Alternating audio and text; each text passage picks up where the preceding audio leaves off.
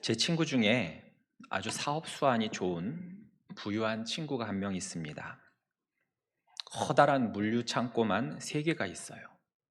가끔씩 통화하면 엄청 바쁘다는 얘기가 주를 이루었고, 그 와중에도 때때로 골프를 치러 외국에 어디 다녀왔다는 둥, 이번에 유럽의 알프스를 다녀왔다는 둥, 묻지도 않은 얘기를 막 합니다. 이번에 차를 벤츠로 바꿀까, 아우디로 바꿀까 고민을 하면서 저에게 뭐로 바꿀까 물어보기도 합니다. 제가 그걸 어떻게 알아요, 그거를? 그러면서 그 친구는 저에게 목사로서 뭔 재미로 사냐고 아주 심각하게 전심을 다해 온 마음과 정성을 다해서 걱정을 해줍니다. 하지만 성격은 아주 호탕하고 시원시원해가지고 사업상 만난 사람들과 술 한 잔만 하면 금방 자기 사람으로 만드는 놀라운 은사를 가지고 있습니다. 술을 아주 즐기는 녀석이죠. 작년 말에 또 전화가 왔습니다. 야, 나 이번에 물류창고 하나 더 낸다. 야, 너 3개 있잖아. 아이, 아니야, 그걸로 모자라. 야, 너 우리나라 돈 네가 다 긁어 모으냐? 아유, 뭘 그런 거 가지고 그래. 그런데 얼마 전에 다른 친구에게 그 친구에 대한 청천벽력과 같은 소식을 들었습니다. 코로나로 인해서 창고에 있는 물건들이 몇 달을 잠자고 있는 데다가 창고 4개 동 중 2개가 누전으로 인해서 불이 나서 2동 다 전소했다는 것입니다. 특히 한 동은 고가의 전자제품 창고여서 그 피해액이 상상을 초월한다고 합니다. 그런데 정작 문제는 그게 아니었습니다. 이 친구가 동업자와 밤새 술을 먹다가 새벽에 자신의 창고에서 불이 났다는 소식을 듣고 부랴부랴 운전을 해 현장으로 가다가 그만 만취 상태로 중앙선을 넘어서 마주오는 덤프트럭과 충돌해서 그 자리에서 즉사하고 말았다는 것이죠. 부인과 중학생 딸, 초등학생 아들을 남겨두고 말입니다. 제가 지금 해드린 이야기는 우리가 잘 아는 누가복음 12장의 예수님의 비유, 즉 소출이 많아 곡간을 허물고 다시 짓고 또 여러 해 쓸 물건을 많이 쌓아두었으니 평안히 쉬고 먹고 마시고 즐거워하자라고 했던 어느 어리석은 부자의 이야기를 현대판으로 제가 지어본 것입니다. 사실이 아니란 거예요. 너무 놀라지 마시고요. 저쪽에서 아이고 주여 아까 막 어쩌나 하고 막 그러셨는데 이 누가복음 12장 얘기를 오늘날로 한번 바꿔본 것이란 겁니다. 또 나중에 가서 또 저 만나면 아이고 친구분 어떻게 되셨어요? 이러지 마세요. 어리석은 부자라고 했지만 사실 세상의 관점으로 봤을 때는 전혀 문제가 없는 사람입니다. 그는 어떤 작물을 심을까?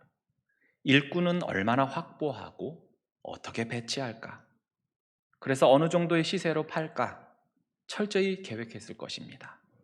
그리고 열심히 일했고 그 결과 부유해졌고 많은 재물이 생겨서 그것을 잘 보관하기 위해서 창고를 확장한 사람입니다.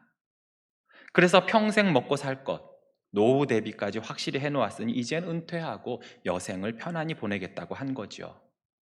이 정도 되면 귀감이 되어야 할 모습 아닙니까? 어리석은 부자는커녕 아주 계획적이고 또 지혜롭고 능력 있는 부자 같습니다. 부자가 될 자격이 있어요.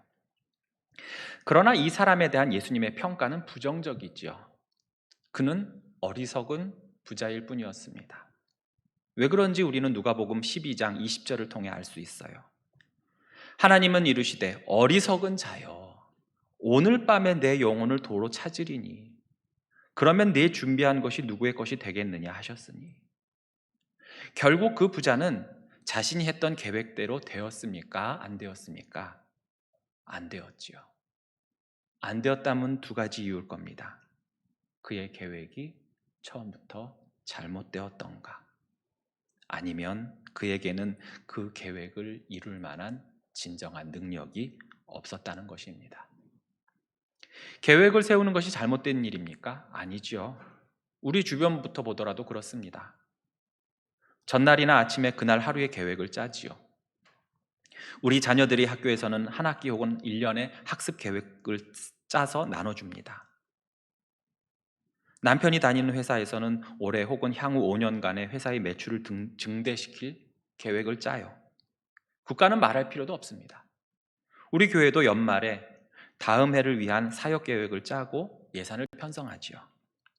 오히려 계획이 없는 것은 나태하고 게으르고 미래가 없고 대책이 없는 비난받을 행동일 것입니다. 너네가 왜 그렇게 계획성이 없고 즉흥적이냐? 응? 무슨 애가 그렇게 무계획적이야? 그 어떤 욕이나 책망보다도 더 무섭게 들리죠. 그런데 이렇게 계획성 있는 부자가 어리석은 부자로 책망받은 이유가 무엇입니까? 오늘 본문을 통해서 우리 함께 알아보겠습니다.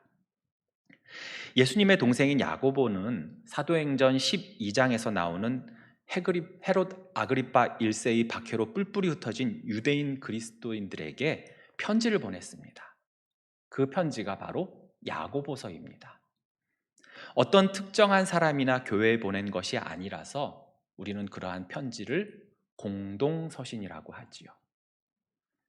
박해를 피해서 흩어져 낯선 지역으로 가서 생계를 유지하면서도 또 그곳에서 믿음 생활을 하니 그 삶의 무게가 얼마나 무겁고 힘들었겠습니까?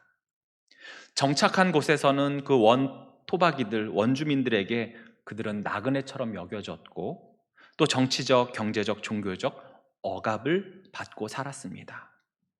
그런데 교회 안에서 그 그리스도인들이 모여있는 교회 안에서도 이상한 문제가 생겼다는 거예요. 그 교회 안에서도 부유한 자가 있었는데 부한 자들은 자기의 부를 자랑하고 가난한 자는 그로 인해서 수치를 느끼는 빈부의 격차로 인한 갈등이 교회에 존재했다는 것입니다. 그리고 그 교회에 여러 시험거리가 존재했어요. 우리가 새벽에 앞으로 이제 야고보서를 볼 텐데 믿음과 행함이 일치하지 않는 모습들이 여러 성도들을 실족시켰습니다. 또 야고보서를 보면 혀에 대한 이야기가 나오거든요. 말에 대한 이야기. 즉 말로서 상처를 주는 일이, 상대에게 상처를 주는 일이 비일비재했고 또 성도이면서도 여전히 세상의 가치관과 목적을 최우선으로 추구하려는 사람들이 많았다는 것입니다. 모두가 세상에서 벌어진 일이 아니고 교회 안에서 벌어진 일이란 거예요. 그러니 야고보가 이 문제에 대해서 편지를 안 쓸 수가 없는 것입니다. 마치 고린도 교회의 문제로 인해서 바울이 쓴 편지가 고린도 전서가 되었듯이 말이죠.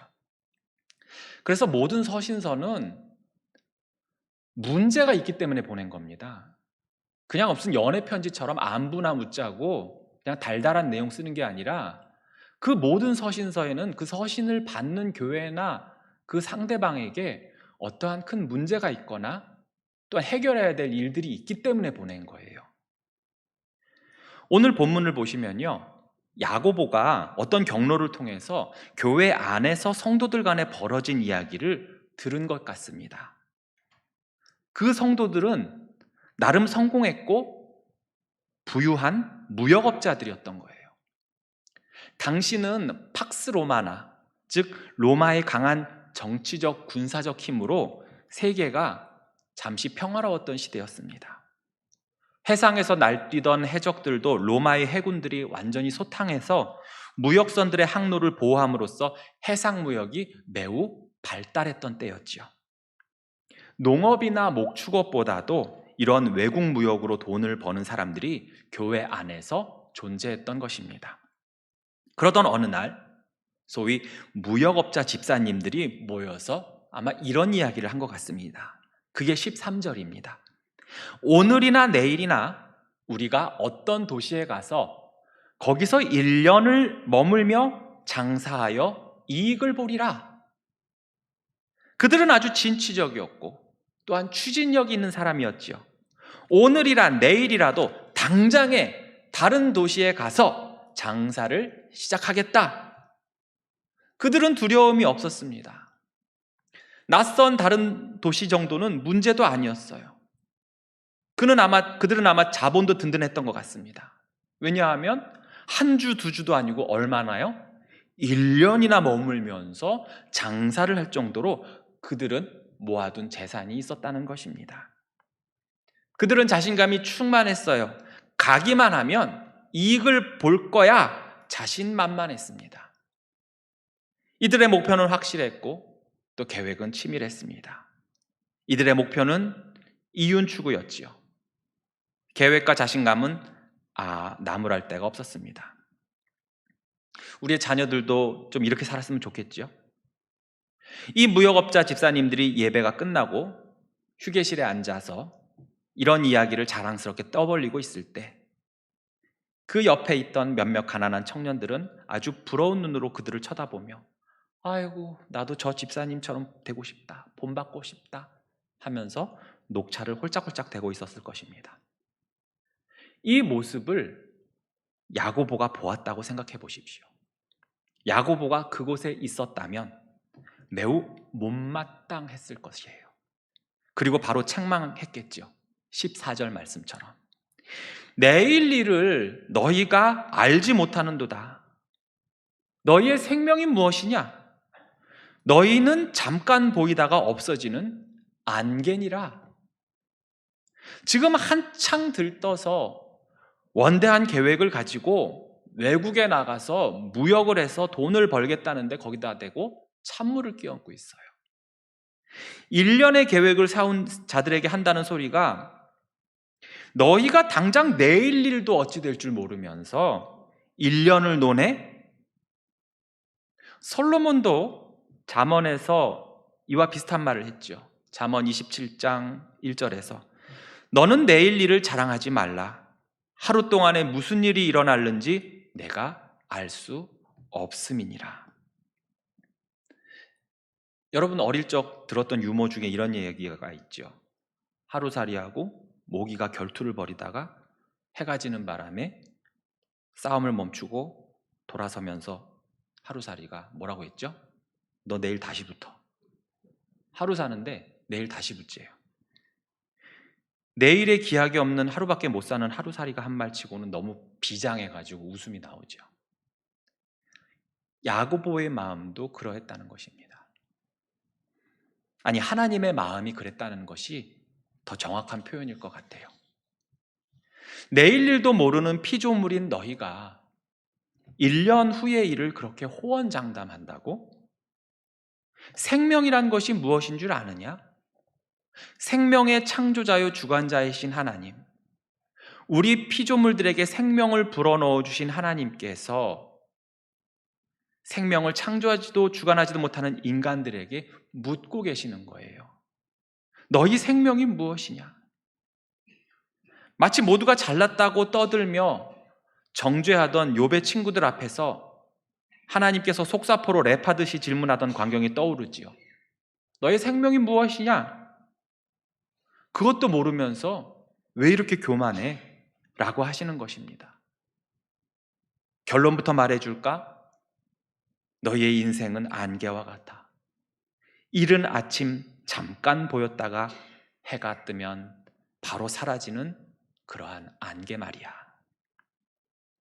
안개는 물로 된 것이지요. 그런데 같은 물이나 그 물로 된 비나 눈은 내릴 때도 그리고 내리고 난 후에도 어느 정도 흔적이 남잖아요. 그런데 안개는 어떻습니까? 존재할 땐 제법 뭔가 있어 보입니다. 안개 때문에 고속도로 같은 데서 수십 중에 추돌 사고가 난 거 우리 뉴스에서 보잖아요. 대단해 보입니다. 오리무중이란 말도 있죠. 안개가 너무 자욱이 끼어서 심리의 절반인 오리 안에는 아무것도 안 보인다는 거예요. 그런데 그 안개가 어느 순간 되면 사라지죠. 어떤 흔적도 없이. 언제 안개가 끼었냐는 것처럼 말입니다. 하나님은 야고보를 통해서 너희 피조물 인간들의 인생이 이와 같다고 하신 것입니다. 그런데 이들이 책망받은 근본적인 이유는 바로 15절입니다. 너희가 도리어 말하기를 주의 뜻이면 우리가 살기도 하고 이것이나 저것을 하리라 할 것이거늘 조금 헷갈리는 문장인데 쉽게 표현하면 이렇습니다.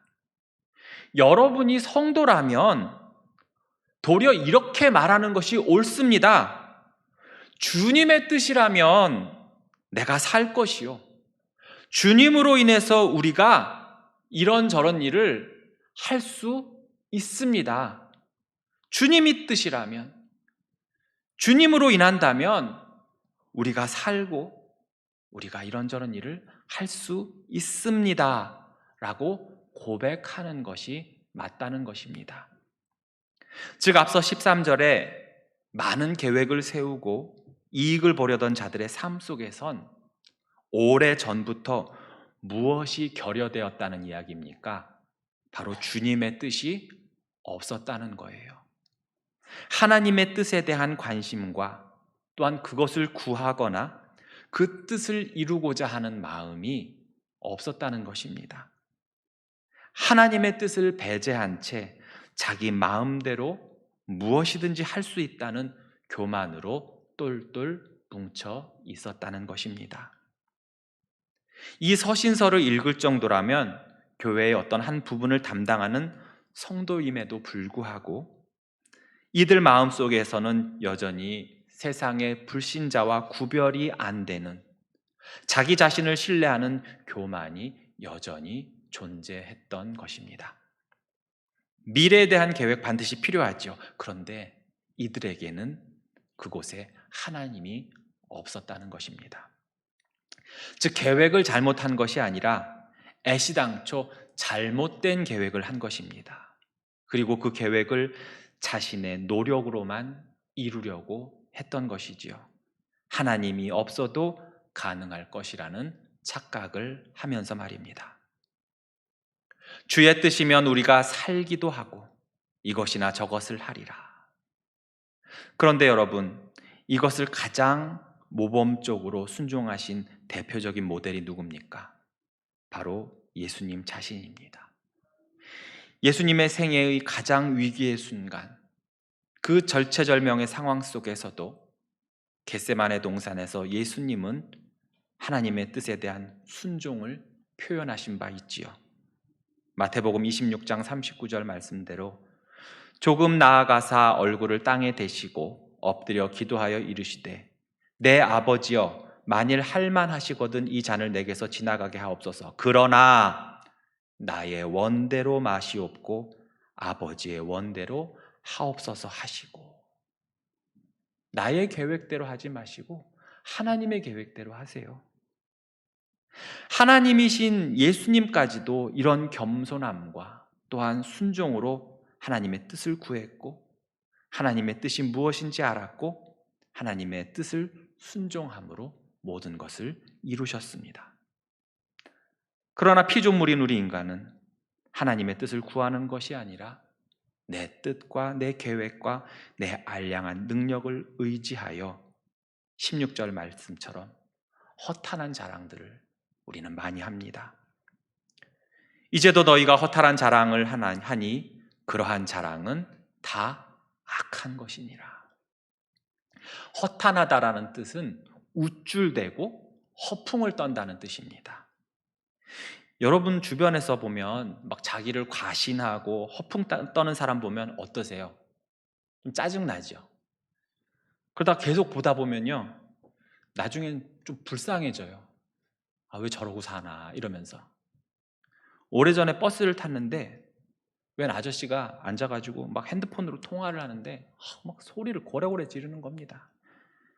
10억을 내 통장에 넣고 5억 인출해서 김 사장에게 보내. 그 저녁에 20억 현금으로 바꿔가지고 전 들으라고 20억 있는 놈이 왜 버스를 타고 다녀? 이러면서 옆에서 쭝얼쭝얼 댔거든요. 지금 야고보가 책망한 사람들의 그 허탄한 자랑은 앞서 본문과 연결하면 자신들의 생명과 미래의 계획 모두가 자기들 손에 달려있다고 생각한 사람들입니다.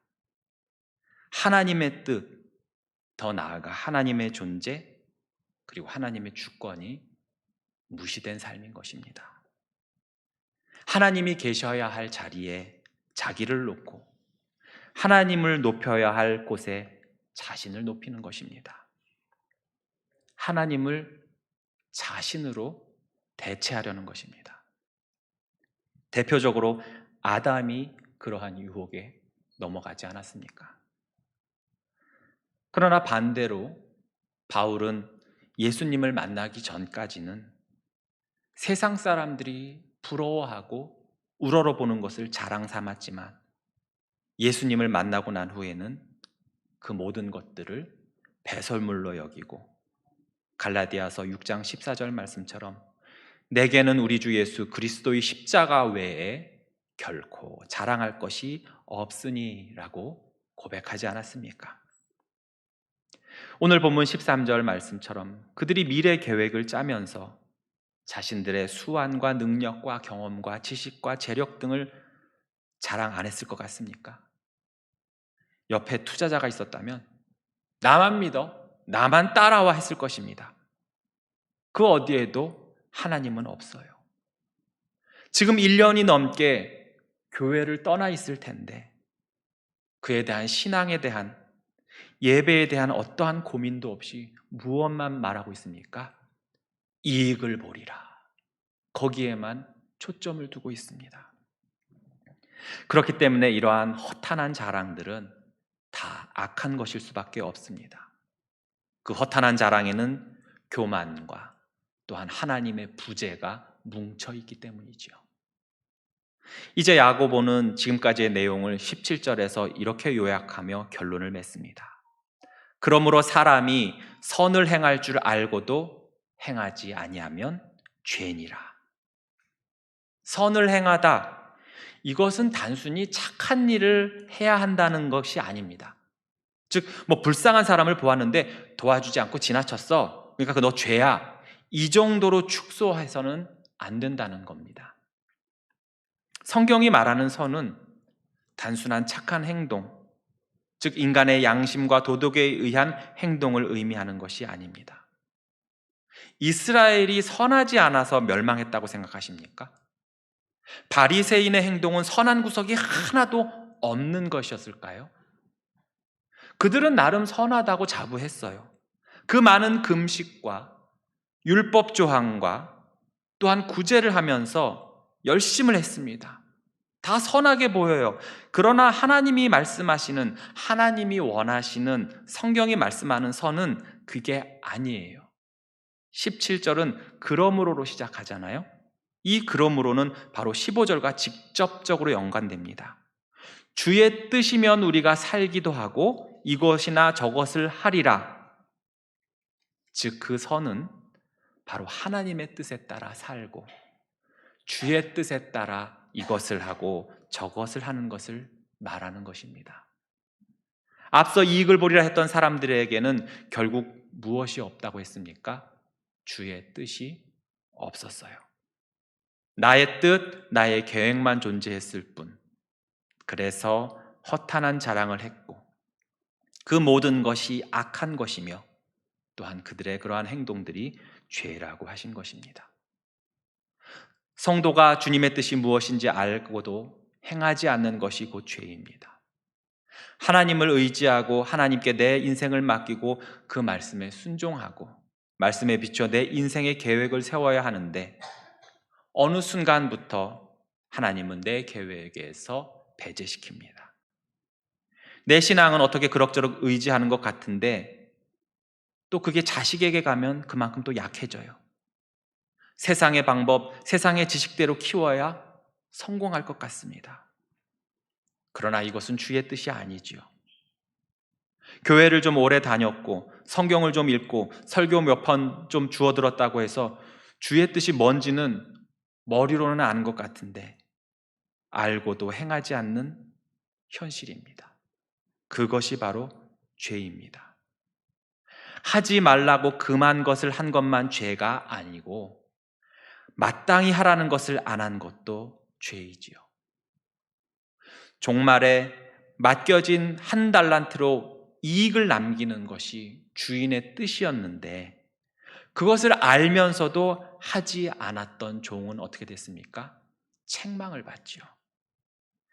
그가 어떤 나쁜 행동을 하고 주인의 명령을 드러내놓고 어긴 게 아니라 자신이 주인의 뜻에 맞춰 해야 할 일을 안 한 이유였습니다.